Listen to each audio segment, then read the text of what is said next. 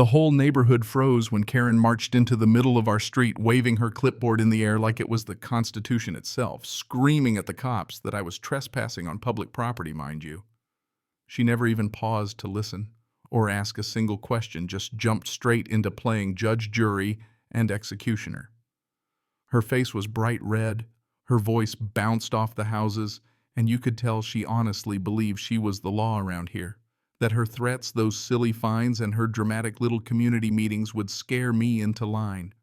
But when she finally called 911 thinking she had me cornered, she basically tore off that mask of authority for everyone to see. And I'd been waiting for this showdown since the day she moved in.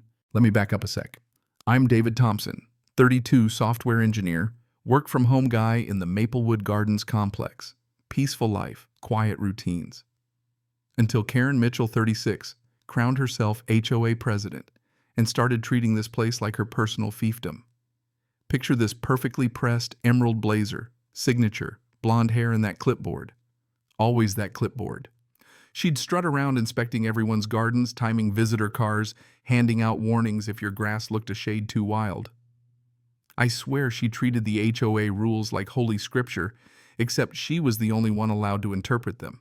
All this really blew up about 3 weeks back when I moved my office setup out of a cramped spare room and into a sunny space on the ground floor. More light, more room for my monitors, and crucially, it was quieter for meetings. The very next morning, Karen banged on my door, barely said hello, just demanded to inspect my commercial business license. I explained calmly, honestly, that I was just working from home, totally legal, nothing commercial going on.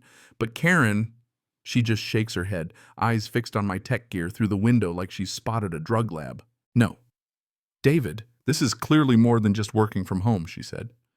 The authority in her voice cranked up to 11. Multiple monitors, professional equipment, server stuff. This violates our community standards. When I asked which standard exactly, she scribbled on her clipboard with extra flair and announced I had 72 hours to cough up paperwork or face serious penalties. And with that, she marched off, convinced she'd just issued a Supreme Court ruling. Next thing I know, there's an official-looking letter taped to my door, HOA letterhead, and all fining me $200 for unauthorized commercial use of residential property and for being an eyesore. The language was pure intimidation, covenant violations, community standards, enforcement, the kind of thing meant to make people just pay up and shut up. So I went to talk to her thinking, maybe, just maybe I could clear things up. She met me in full uniform, blazer and all, and when I asked about the board, she gave me a tight-lipped smile. That's confidential, David. HOA governance isn't something ordinary residents need to concern themselves with. She didn't stop there. Karen started emailing everyone in the complex, warning them about suspicious commercial activities, never naming names, but making it clear she meant me. Suddenly, neighbors who used to chat in the hallway gave me the side-eye. Conversations died when I walked in the mailroom. Even the maintenance guys acted like I was running some shady operation. Karen played the protector, painting me as a threat, and the isolation was real. But then she went for the big move of full-blown community safety meeting. She sent out formal invites, booked the community center for 7 p.m. so everyone could attend, set up a projector, printed handouts, and stood at the podium like she was addressing Congress. Good evening, neighbors. She started flashing my home office on the big screen photo, snapped through my window, blown up, huge, captioned in bold. We have a resident operating a full-scale business from his apartment, threatening our property values and community character, she declared, pointing her laser at my setup like it was evidence in a federal case. She had chart stats, even some scare tactic PowerPoint slides about other complexes overrun by commercial use. Not one source cited, of course, but it looked official enough to make people nervous. And just for effect, she announced that after a thorough investigation, the HOA was demanding I cease all business activity or face eviction. The whole room went dead quiet, and you could see people buying it until I started to realize she was just getting warmed up. 3 days after that meeting, Karen showed up at my door dressed like she was about to argue before the Supreme Court with a man she introduced as her legal counsel. She handed me a letter. Thick, scary fonts, lots of legal-sounding nonsense saying I had 48 hours to shut down, or I'd face up to $5,000 in fines, legal fees, and immediate eviction. The fake lawyer just stood there, arms crossed, trying to look important. I skimmed the letter, impressive forgery, I'll give her that, and asked which law firm wrote it. Karen's eyes darted sideways. That's confidential, she replied, sticking to the act. As they turned to leave, she tossed one last warning over her shoulder. You'll learn the hard way that HOA authority is real and enforceable, David. What Karen didn't know, I wasn't just sitting around taking notes. I was digging every night through public records, HOA rules, property deeds, city filings. See, before software, I worked in real estate compliance. I know legal code inside and out, and I'd already uncovered a truth that would wreck her entire house of cards. Monday morning came and Karen went nuclear. She called 911 and told them I was illegally occupying property. I watched from my window as she pantomimed her grievances for the cops playing the hero. Officer Thompson knocked at 9:15 sharp, clipboard in hand, polite but wary. We received a complaint about unauthorized use of community property, sir. Mind if I ask a few questions? I invited him in, sat him down, and handed him the deed, my deed to the entire Maplewood Gardens complex, signed and notarized. Officer Thompson's eyes went wide. You own the whole thing. That's right, I said, showing him the paperwork. Every unit, every common area legally, I'm the sole owner. Karen and everyone else are tenants. Thompson just stared, wheels turning, as he put the pieces together. So when Miss Mitchell claims HOA authority, she's making it up, I said. And then I pulled out a spreadsheet. And here's proof she's been collecting fees for a fake HOA, 47 grand over 2 years, all going into her personal account. When I explained my legal background, Thompson's whole attitude shifted. He started taking real notes. That's when Mrs. Rodriguez, one of the longtime tenants, knocked. David, I saw the police cars and I can't stay quiet anymore. She told Thompson how Karen had been threatening people with eviction for not paying her fees, making up rules, no kids in the courtyard after 6 p.m., fines for leaving shoes outside, charges for using the grill. Mrs. Rodriguez's courage kind of opened the floodgates. People started coming forward.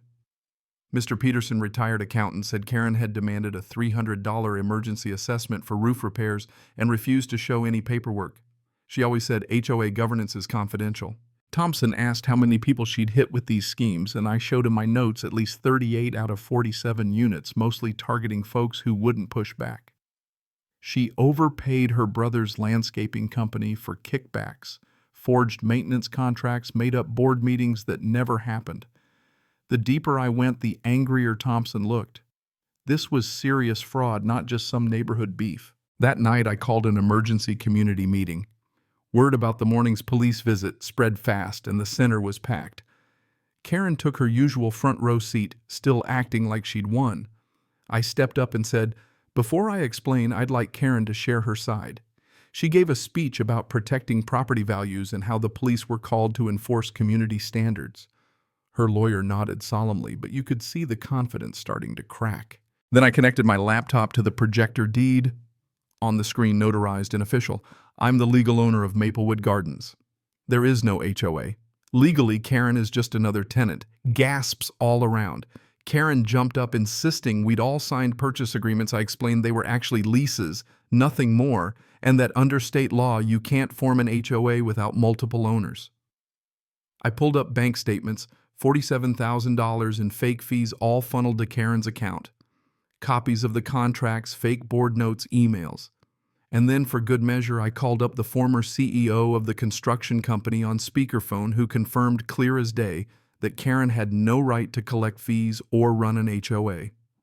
She'd tried this trick in Portland too and skipped town before being prosecuted.